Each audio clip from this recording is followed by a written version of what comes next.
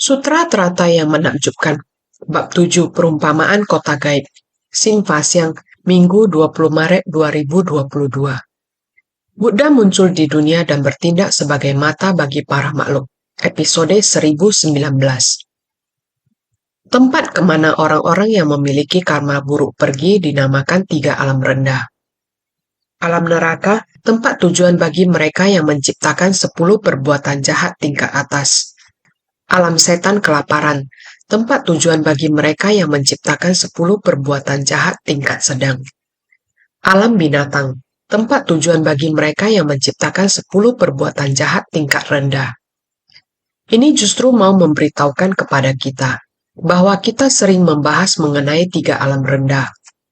3 alam rendah kita semua tahu, yakni alam neraka, alam setan kelaparan, dan alam binatang. Ini disebut 3 alam rendah. Karma seperti apa yang diperbuat sampai terjatuh ke alam neraka, yang di antara 3 alam rendah merupakan tempat yang paling menderita, disebut alam neraka. Jika jatuh ke alam neraka, penderitaan yang tak bisa diungkapkan, penderitaan yang tak berkesudahan, sehingga di neraka ada yang namanya neraka tak berkesudahan, avicii. Neraka tak berkesudahan, avicii. Ini adalah sebutan dari kumpulan segala jenis penderitaan. Adalah penderitaan yang tak berkesudahan. Sangat menderita. Bagaimana dia bisa jatuh ke alam neraka dengan penderitaan yang tak berkesudahan? Ini karena melakukan 10 perbuatan jahat tingkat atas. Orang seperti ini dengan sendirinya akan jatuh ke alam neraka. Karma buruk juga ada tingkat atas, sedang, dan rendah. Orang yang melakukan perbuatan paling jahat, buah karma yang akan diterima adalah masuk ke alam yang sangat menderita dan tak tertahankan. Alam neraka dengan penderitaan tak berkesudahan. Ini sangatlah menderita. Membicarakan nama neraka, membicarakan penderitaan di neraka, benar-benar sulit dijelaskan. Juga tidak dapat menjelaskan penderitaan itu. Bagaimanapun apabila kita melihat di dunia, ada keluarga yang tak hanya miskin, tapi seluruh keluarga, dari orang tua sampai anak dan cucu, dalam 3 generasi, dari generasi ke generasi, semuanya berkumpul dalam penderitaan. Jika bukan penyakit dan kemiskinan, maka adalah disabilitas. Tidak hanya 1, 2, tetapi seluruh keluarga. Ada yang dalam satu keluarga hanya bergantung kepada 1 orang. Tetapi 1 ini pun juga mengalami ketidakkekalan, ataupun terluka, atau tersiksa, dan lain-lain. Apa yang dilihat di dunia, ada keluarga seperti ini juga. Jadi membicarakan penderitaan sepanjang hidup, penderitaan generasi kedua, ketiga. 3 generasi di dalam satu keluarga. Penyakit, disabilitas, dan ketidakkekalan ini berlapis-lapis. Ada seberapa banyak kasus seperti ini di dunia? Melihat kasus seperti penderitaan yang tak berkesudahan. Bodhisattva dunia masuk ke dalam keluarga seperti ini, pergi menyelamatkan dan membimbing para makhluk, membantu dia memperbaiki rumah yang rusak, berubah menjadi rumah yang cantik dan terang, kotoran dan tumpukan sampah, membantunya membersihkan sampai bersih. Bagi setiap orang yang menderita, bagaimana caranya menenangkan mereka? Apakah di tempat penampungan, panti jompo, dan lain-lain? Yang lebih parah, benar-benar membantunya untuk menemukan tempat tinggal. Yang lebih ringan, kita dampingi dan mendidik dalam jangka panjang. Kita di dunia, terdapat keluarga yang begitu menderita, bagai di alam neraka. Akan ada bodhisattva yang demikian muncul di dunia. Ini bergantung kepada jalinan jodoh. Jika terdapat jalinan jodoh, kita dapat menyelamatkannya. Jika tidak terdapat jalinan jodoh, maka tidak ada jalan keluar. Inilah yang benar-benar dinamakan tidak ada dharma untuk menyadarkan. Jika memiliki jalinan jodoh, di kehidupan lampau, masih memiliki benih sebab yang demikian, memiliki jodoh demikian, maka sepanjang hidup penderitaannya akan ada sekelompok orang yang memiliki jalinan jodoh datang menolong. Jika di kehidupan lampau tidak memiliki dharma, tidak ada benih sebab, tidak ada jodoh, sepanjang hidup ini masih memiliki penderitaan yang tak berkesudahan. Demikian terus berlanjut. Ini di kehidupan dunia. Alam neraka yang akan dibahas adalah seluruhnya dunia alam neraka. Dunia alam neraka ini adalah sebuah keluarga. Dia merasa, dunia saya adalah demikian. Dunia saya adalah demikian menderita. Di dalam Sutra Siddhigarbha, neraka tak berkesudahan, Avicii. Seorang diri terasa penuh sesak. Banyak orang pun juga terasa penuh sesak. Rumah sakit saat ini di kamar bagian perawatan darurat dan krisis, setiap orang kesakitan dan menderita. Semua merasa, sayalah yang paling menderita. Hanya ada saya. Penyakit dan penderitaan saya memenuhi seluruh ruangan ini. Dia tidak melihat ranjang di sampingnya. Masih ada orang lain yang lebih menderita darinya. Ini dinamakan seorang diri terasa penuh sesak. Banyak orang pun juga terasa penuh sesak. Adalah bagaikan neraka tak berkesudahan, Avicii. Berbaring di atas ranjang rumah sakit tersebut akan merasa dirinya paling menderita. Saya ada banyak keluhan. Kenapa ada dokter dan perawat di sebelah? Mengapa belum datang ke tempat saya? Saya sudah menunggu lama, sangat susah dilalui. Keluhan dalam hati, kesedihan, kepanikan, siksaan tubuh dan batin, kesakitan dan menderita. Seperti neraka tak berkesudahan, Avicii. Jika orang dalam penderitaan selalu mengira dirinya yang paling menderita, ada sebab, akibat, dan balasan karma. Tubuh sekalipun orang tersebut sangat baik. Mengapa ini terjadi? Kebaikan telah matang dan dinikmati di dunia. Orang yang memiliki berkah dapat menikmatinya. Apakah mereka tidak memiliki penyakit dan tidak kesakitan? Ada. Di kehidupan lalu dia tidak mengira dirinya telah melakukan kejahatan. Tetapi tubuh dipenuhi dengan karma. Misalnya, sekarang banyak orang juga melakukan perbuatan baik, tapi tanpa sadar mengorbankan seberapa banyak jiwa, hanya karena nafsu makan. Tidak diketahui telah membunuh seberapa banyak, menelan seberapa banyak jiwa yang telah menderita karena dirinya, mengalami penyiksaan karena dirinya. Akhirnya tulang dan daging ditelan. Orang-orang ini, walaupun memiliki hati yang baik dan melakukan hal baik, namun tanpa disadari, tidak tahu telah menelan dan makan berapa banyak jiwa. Hanya karena nafsu makan, begitu penyakit datang menyiksa, tubuh dan batin mengalami penderitaan. Juga ada yang seperti ini. Bagi yang berat, maka akan berada di neraka, penderitaan yang tak terkira. Jika di tingkat sedang, itu adalah di alam setan kelaparan. Bukan hanya miskin, tetapi juga lahir dalam balasan karma lingkungan demikian. Tidak ada air, kekurangan air bersih. Tidak ada air bersih, tidak ada makanan yang cukup, yaitu penderitaan yang tak terkira. Kita sekarang melihat berita internasional.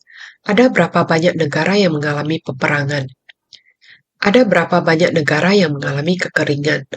Ada berapa banyak negara yang rakyatnya miskin, menderita penyakit dan kelaparan, dan lain-lain. Alam setan kelaparan di dunia ada berapa banyak? Penderitaan ini benar-benar sulit untuk menggambarkan penderitaan mereka. Sangat sulit untuk diselamatkan. Tidak dapat diselamatkan. Alam setan kelaparan seperti ini menderita kelaparan. Meskipun ia juga berada di dunia manusia, tetapi itu benar-benar penderitaan yang tak terkira. Pada 3 alam rendah ini, ada orang dengan penderitaan seperti ini. Ada penyakit di mana mereka tidak dapat makan. Meskipun mereka ingin makan, tetapi tidak dapat menelan. Sangat ingin makan, tetapi tak bisa menelan. Tidak dapat makan. Di antara semua penyakit di dunia, ada penyakit seperti ini. Dinamakan anoresia. Juga ada sejenis penyakit dinamakan gangguan sistem saraf. Ingin menelan, tetapi tidak dapat. Mekanisme menelan tiba-tiba salah, tidak seimbang. Saraf menelan ada kelainan. Tidak ada cara untuk menelan makanan. Jelas-jelas ada makanan untuk dimakan, tetapi mendapat penyakit seperti ini. Terlebih mereka yang menderita karena balasan karma langsung serta lingkungan. Mereka yang menderita di alam setan kelaparan adalah mereka yang menciptakan karma buruk sedang, tidak seperti mereka yang tanpa hentinya menciptakan 10 perbuatan jahat tingkat atas, yang akan jatuh ke alam neraka. Masih lebih sedikit kejahatan yang mereka perbuat. maka akan jatuh ke dalam alam setan kelaparan. Yang ketiga adalah alam binatang. Alam binatang ini juga dapat ditemukan di dunia. Berbagai jenis hewan yang kita lihat. Tidak peduli apakah binatang besar ataupun serangga yang sangat kecil dan lain sebagainya. Semua ini disebut alam binatang. Binatang juga memiliki kesadaran. Pagi-pagi, saya sedang menjelajahi hal apa yang dilakukan oleh lerawan suci di seluruh dunia. Menemukan sesuatu yang membuat saya terharu. Ini adalah relawan suci di Brazil. Akhir bulan Juli tahun 2015, mereka pergi memberi bantuan di sebuah pedesaan, mendistribusikan bantuan di sana. Di desa itu ada orang keturunan Tionghoa, juga orang setempat. Pedagang Tionghoa ini dan orang setempat, semua berada dalam kesulitan. Oleh karena itu pergi melakukan bakti sosial pengobatan gratis, pergi memberi bantuan. Dalam baksos pengobatan gratis dan pendistribusian, menemukan tidak sedikit orang yang mempunyai rabun jauh. Oleh karena itu demi mereka mengukur tekanan bola mata. Pada tanggal 1 Agustus, mereka mulai mengumpulkan semua orang untuk memberikan mereka kacamata. Ada orang keturunan Tionghoa, juga ada orang setempat. Ada seorang lerawan suci dalam bahasa Mandarin. Ada seorang yang menggunakan bahasa Portugis, mengenalkan suci di mereka. Satu menggunakan bahasa Mandarin, satu menggunakan bahasa Portugis. Menerjemahkan secara demikian. Pada saat berbicara mengenai suci dengan mereka, mengenalkan mereka cinta kasih suci, adalah antara sesama harus saling menyayangi. Selain menyayangi di antara sesama, manusia harus menyayangi dan menghargai hewan. Mereka mengambil sebuah cerita, berbagi dengan mereka. Kisah ini terjadi pada tahun 1976. Gempa Tangshan. Terjadi gempa besar Tangshan, China. Sebelum terjadi gempa ini, di antaranya ada seseorang yang berbaik hati. Dia melihat seekor serigala masuk ke rumahnya dan mencuri makanan dari dapurnya. Di dapur ada seekor ikan yang sudah siap dimasak, tertutup di atas meja. Serigala ini membuka tutupnya, diam-diam memakannya, makan sampai habis. Tuan rumah ini masuk melihatnya. Meskipun dia sangat marah, namun niat pikiran ini sebersih niat belas kasih muncul. Meskipun ada orang suruh memukulnya. Namun di tengah kondisi itu, tuan ini timbul niat belas kasih. Dia melindungi serigala ini. Mewakili serigala ini untuk meminta pengampunan dan melindunginya. Demikian melepaskan serigala ini. Ini terjadi beberapa hari sebelumnya gempa. Dalam sekejap sebelum gempa terjadi, serigala ini muncul. Muncul di depan orang yang membebaskannya. Di tempat itu menggunakan berbagai macam cara untuk bermain dengan dia.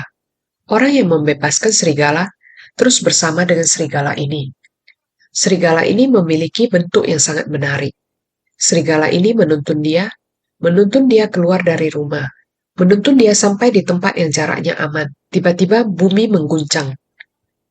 Seluruh Tangshan. Terjadilah gempa besar di Tangshan. Seluruh rumah menjadi rata.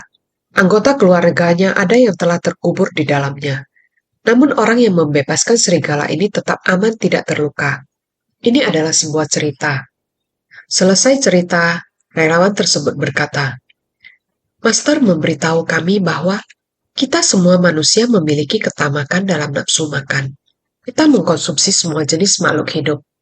Makhluk hidup saling membunuh dan saling memberi kehidupan, yaitu saling memberikan balasan dan ganjaran satu sama lain.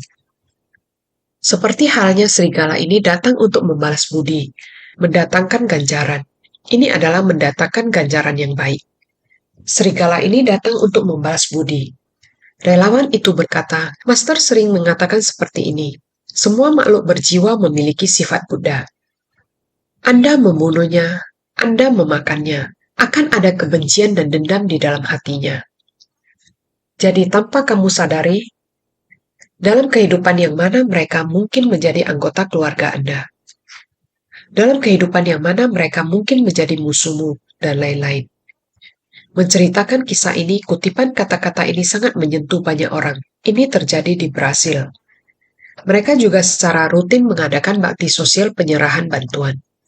Bukan hanya bakti sosial penyerahan bantuan saja, tetapi masih ada bakti sosial kesehatan. bidang optometri, dan kedokteran gigi. Mereka yang bisa melihat tetapi penglihatannya buram, tidak bisa melihat dengan jelas. Mereka akan bantu dengan buat kacamata untuk mereka. Ada yang giginya semua rusak. Mereka akan bantu dengan membuat gigi palsu untuk mereka. Pokoknya mereka lakukan dengan sepenuh hati dan cinta kasih. Semangat Ceci, silsilah ajaran Jingse. Meskipun jarak mereka hampir separuh belahan dunia dengan Taiwan yang begitu jauh, tetapi hati mereka dengan hati kita begitu dekat. Sifat manusia adalah hampir sama pada asalnya. Di tempat itu mereka juga sama-sama mendengarkan Dharma. Jadi setiap kalimat yang mereka ucapkan adalah, guru mengatakan seperti ini, master mengatakan seperti ini. Lihat dengan kata-kata yang sama, semangat dan filosofi yang sama ini, mereka terapkan di sana. Mereka juga menyampaikan tentang hukum karma tentang kelahiran di alam binatang. Benar, bajik, dan jahat ada balasannya masing-masing. Alam neraka, penderitaan atas 10 perbuatan jahat tingkat atas. Itu penderitaan yang tidak terungkapkan, penderitaan yang tidak berkesudahan, alam setan kelaparan. Bahkan di dunia dapat kita rasakan dan lihat. Di tempat yang miskin, dunia yang demikian. Di tempat yang penuh kemakmuran juga ada penderitaan karena penyakit. Ini juga sama saja dengan kondisi di alam setan kelaparan. Alam binatang ada di mana-mana. Binatang yang bisa terbang, seperti burung yang sekarang kita bisa dengar kicauannya, juga ada yang berlari di daratan. Yang sering kita lihat kucing, anjing, juga masih banyak makhluk yang sangat kecil. Binatang sangat banyak sekali, tidak habis disebutkan. Semua ini berada dalam siklus hukum karma baik dan buruk. Seperti ini banyak jenis kehidupan makhluk, kehidupan yang penuh penderitaan yang tidak terkira. Jadi kita harus percaya adanya 3 alam rendah dan 4 jenis kelahiran, yaitu kelahiran melalui kandungan, kelahiran melalui telur, kelahiran secara spontan, kelahiran melalui kelembaban. Ini sungguh adalah penderitaan. Bahkan di alam surga dan manusia pun ada penderitaan karena ketidakkekalan. Kehidupan di alam manusia juga singkat, meskipun kehidupan di surga lebih panjang dan banyak kenikmatan. Namun setelah usia berakhir, makhluk surga juga akan bertumimba lahir dalam 5 alam kehidupan. Jadi naskah sutra ini yaitu perumpamaan kota gaib. Memiliki cakupan yang luas. Raja Dewa Brahma terus berdatangan dari penjuru timur, penjuru tenggara, untuk mencari cahaya itu dan menyelidiki prinsip kebenaran. Mereka mencari sumber cahaya itu, dan sumber dari prinsip kebenaran. Bukankah ini agar dapat terlepas dari tumimba lahir? Naskah sutra sebelumnya demikian mengatakan.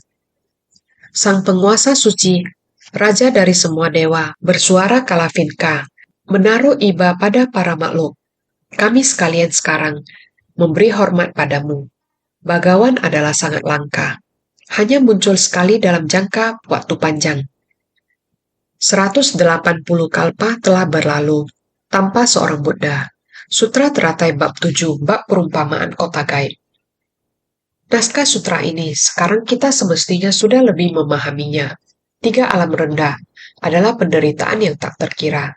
Naskah ini selanjutnya mengatakan, 3 alam rendah penuh tersisa, kumpulan dewa berkurang.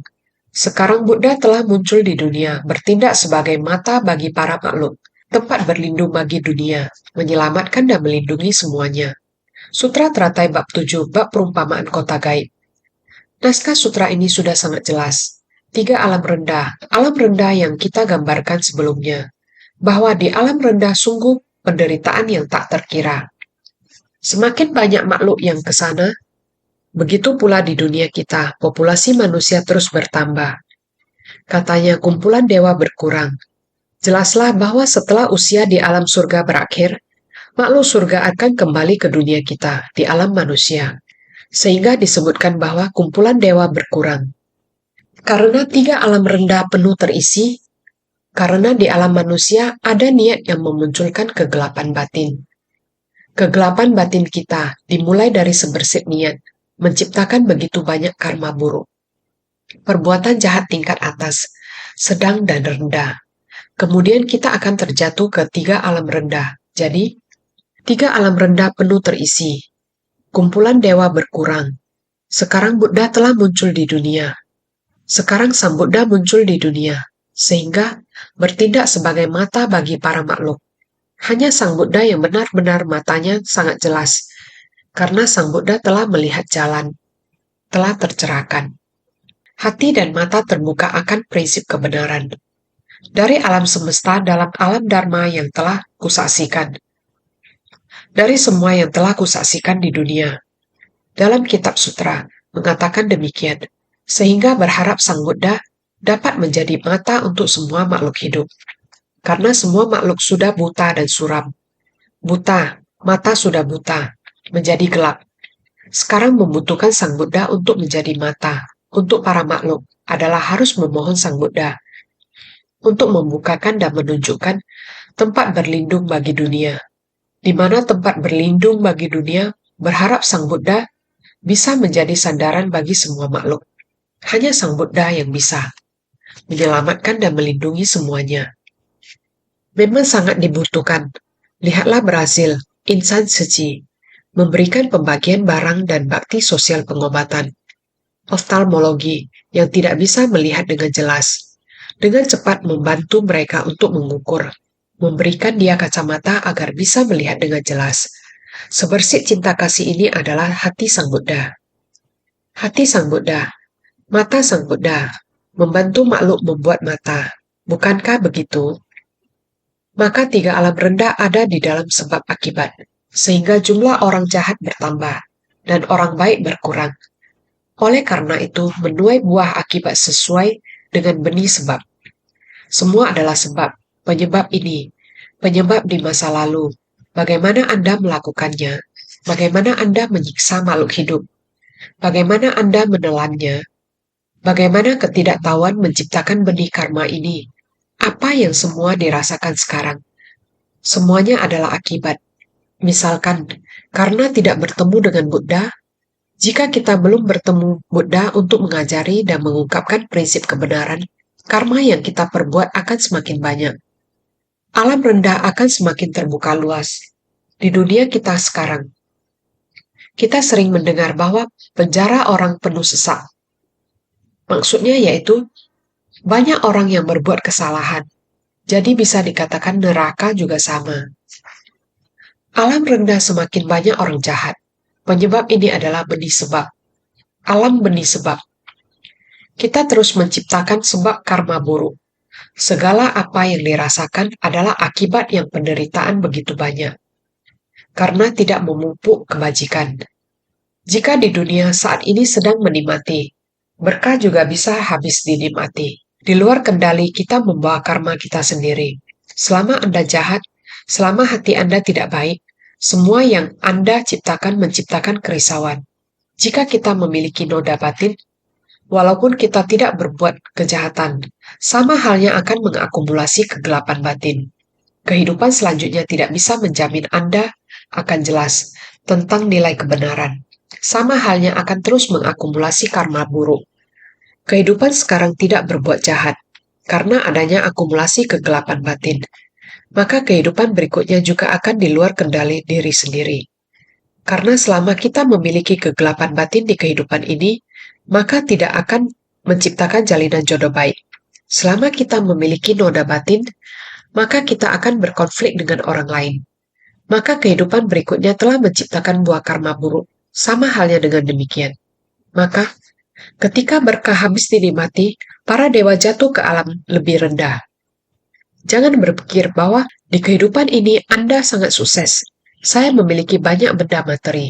Ketika yang lain menderita, apa urusannya dengan saya? Karena demikianlah, maka di kehidupan berikutnya, ketika berkah habis dinikmati, para dewa jatuh ke alam lebih rendah. Maka para dewa pun akan berkurang. Orang yang menikmati berkah akan semakin berkurang. Orang yang menderita akan semakin bertambah banyak. Bukan karena kehidupan di alam manusia. Bahkan setelah itu, bagi yang memiliki karma buruk yang berat, mereka akan jatuh ke neraka. Yang sedang akan jatuh ke alam setan kelaparan. Yang ringan akan jatuh ke alam binatang. Maka penghuni tiga alam rendah akan bertambah. Tiga alam rendah penuh terisi, kumpulan dewa berkurang. Orang jahat bertambah dan orang baik berkurang, menuai buah akibat sesuai dengan benih sebab.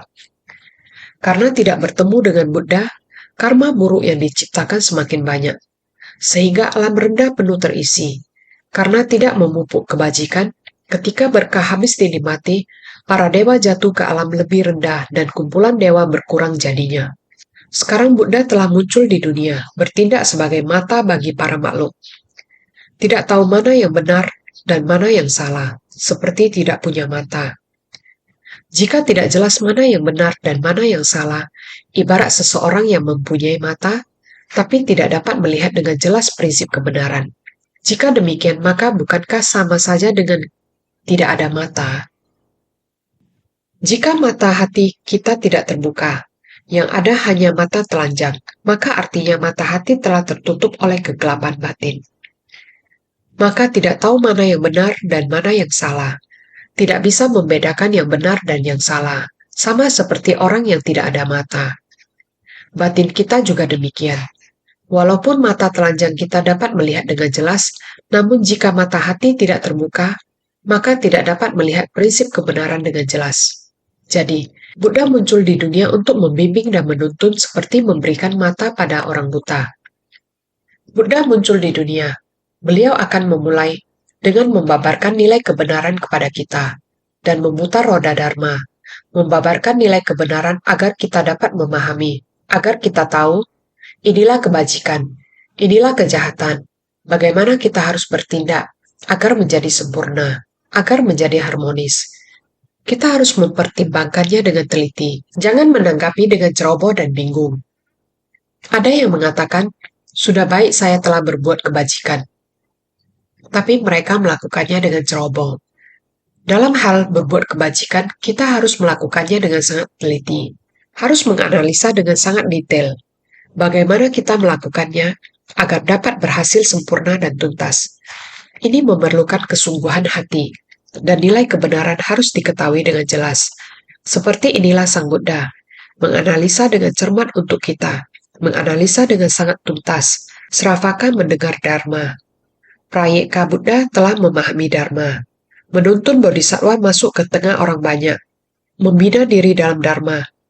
Di tengah jalan Bodhi mendekati alam Buddha. Ini adalah Sang Buddha menggunakan berbagai macam metode memimpin kita. Jadi, Buddha muncul di dunia untuk membimbing dan menuntun seperti memberikan mata pada orang buta.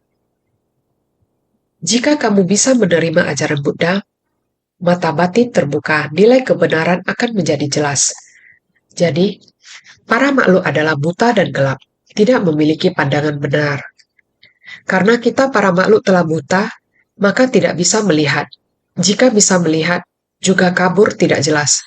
Ketidakjelasan semacam ini bagaikan dalam kegelapan yang terlihat hanya bayangan, tapi tidak jelas. Jadi para makhluk adalah buta dan gelap, tidak memiliki pandangan benar. Kita manusia adalah seperti ini. Telah kehilangan pandangan benar. Jika pandangan benar hilang, pemikiran benar juga telah tiada. Jika tidak ada pemikiran benar, maka tidak ada perbuatan benar. Perhatian benar dan lainnya, semuanya akan hilang. Jalan mulia berluas 8, semuanya telah tiada.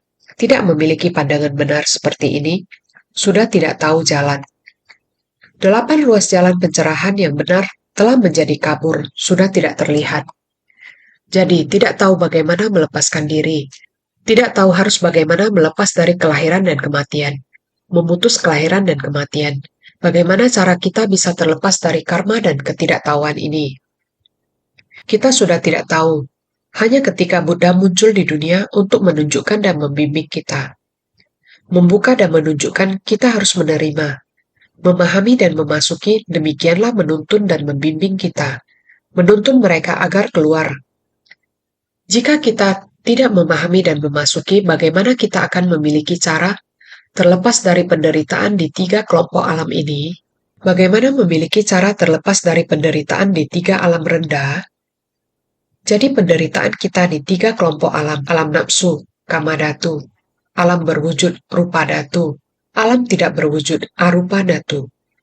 Bahkan di alam berwujud, tingkat tertinggi di alam Dewa Brahma yang murni, namun penuh kenikmatan besar.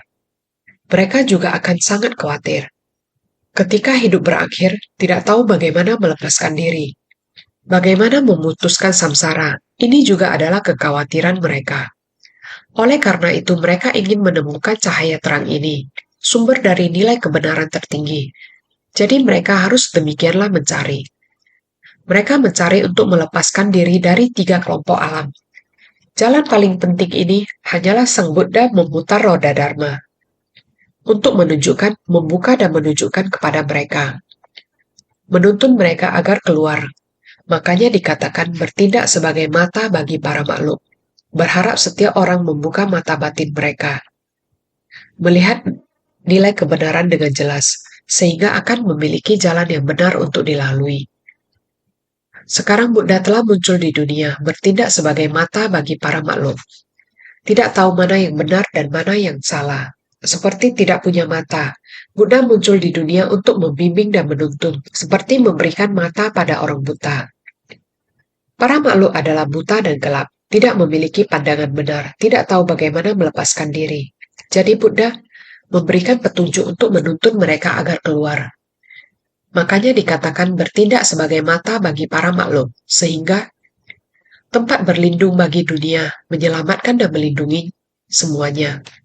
Buddha adalah tempat sandaran bagi dunia, tempat berlindung pada Buddha, mampu memahami dan menghayati jalan agung. Kita harus membangkitkan tekad tiada tara. Kita berlindung pada Dharma, menyelami Sutra Pitaka. Kita harus bisa mendapatkan kebijaksanaan sedalam lautan. Kita berlindung pada Sangha, harus mampu memimpin orang banyak. Ingin berlindung pada Sangha dan memimpin orang banyak.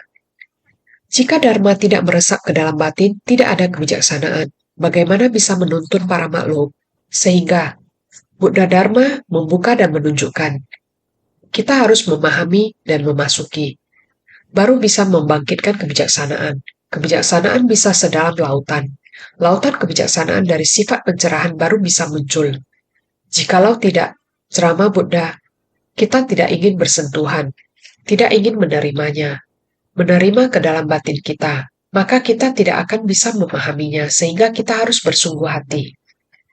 Tempat berlindung bagi dunia adalah ajaran dari Buddha, menjadikan tempat sandaran kita. Kita harus membangkitkan tekad tiada tara. Kita harus membangkitkan tekad. Dharma meresap ke dalam batin kita, bersungguh hati mengejarnya, memahaminya. Maka berharap kita semua mendapatkan ajaran Buddha. Kita harus sungguh-sungguh bersandar di sekeliling Buddha.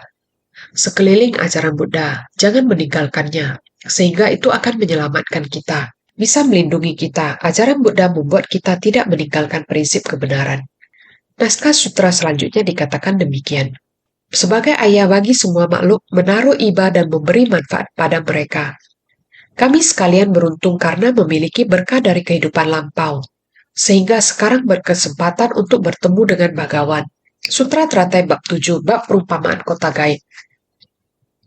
Ayah duniawi, kita lihat bab perumpamaan, bab keyakinan dan pemahaman. Seharusnya memahami dengan jelas, karena ayah duniawi mampu melahirkan tubuh jasmani. Tubuh kita merupakan asal dari darah daging orang tua. Tetapi Buddha melahirkan kita melalui mulut, melahirkan tubuh Dharma kita. Buddha adalah ayah Dharma. Dharma membabarkan Dharma demi kita. Melalui Dharma mampu dijelmakan oleh Dharma. Kita semua melalui Dharma. Buddha melahirkan anak melalui mulut. Ajaran Buddha membimbing kita. Kita dapat terlahir kembali dengan batin yang murni dan jernih. Terjun ke tengah masyarakat, tubuh Dharma yang murni. Inilah Dewa Brahma, juga memohon Buddha memberikannya sebuah tubuh Dharma yang murni dan jernih. Harus menjernihkan batin kita terlebih dahulu. Harus dapat terjun ke tengah masyarakat, memberi manfaat untuk segalanya di dunia. Sebagai ayah bagi semua makhluk, menaruh iba dan memberi manfaat pada mereka. Ayah duniawi mampu melahirkan tubuh jasmani. Sedangkan Buddha adalah ayah Dharma. Melalui Dharma mampu menjelmakan tubuh Dharma yang murni. Buddha menaruh iba dan memberi manfaat pada semua di dunia. Sehingga kita, bagi mereka yang jatuh ke alam rendah, menolong mereka agar terbebaskan. Karena tergugah dan dibimbing oleh manusia suci, Setelahnya batin kita juga harus murni dan jernih. Kita juga demikian, dapat masuk ke alam rendah untuk menyelamatkan dan membimbing para makhluk. Inilah yang Buddha ajarkan kepada kita. Untuk menapaki jalan bodhisattva, harus terjun ke tengah masyarakat, tempat yang menderita, baru memerlukan kita untuk terjun ke dalam penderitaan. Sehingga dikatakan, bodhisattva membangkitkan tekad, terjun ke tengah masyarakat dan membimbing para makhluk. Demikian bersumbangsi, jika orang yang telah jatuh ke alam rendah, maka kita pergi membimbingnya. Bagi mereka yang belum jatuh ke alam rendah, melindungi mereka agar tidak jatuh ke dalamnya. Yang belum melakukan kejahatan, belum jatuh ke alam rendah, kita harus segera mengajarkannya. Ada tabiat buruk harus segera diubah. Jangan lagi melakukan kejahatan. Kita harus menggugah dan membimbing mereka. Sehingga kami sekalian beruntung karena memiliki berkah dari kehidupan lampau. Sehingga sekarang berkesempatan untuk bertemu dengan Bhagawan. Kita semua memiliki berkah, sehingga sangat beruntung sekarang dapat bertemu dengan Bhagawan di dunia. Memutar roda Dharma, kita semua menggenggam saat ini. Memohon Buddha melindungi, membuka dan menunjukkan demi kita. Benar, kita harus senantiasa menyerap Dharma ke dalam batin. Walaupun lebih dari 2000-an tahun, tubuh Dharma Buddha masih ada. Kita harus menghargai Dharma. Sehingga kita harus memiliki pemikiran sulit untuk bertemu, mendengarkan Dharma. Kita harus bersungguh hati pada Dharma. Dharma dapat membuktikan penderitaan dunia. Dibuktikan dalam penderitaan. Bodhisattva di dunia terjun ke dalam penderitaan untuk bersumbangsi. Setelah menyelamatkan dan memberi bantuan, batin merasa murni dan jernih. Penuh dengan sukacita dalam Dharma, asalkan kita setiap orang bersungguh hati. Kita dapat memahami sehingga ingin semua orang senantiasa lebih bersungguh hati.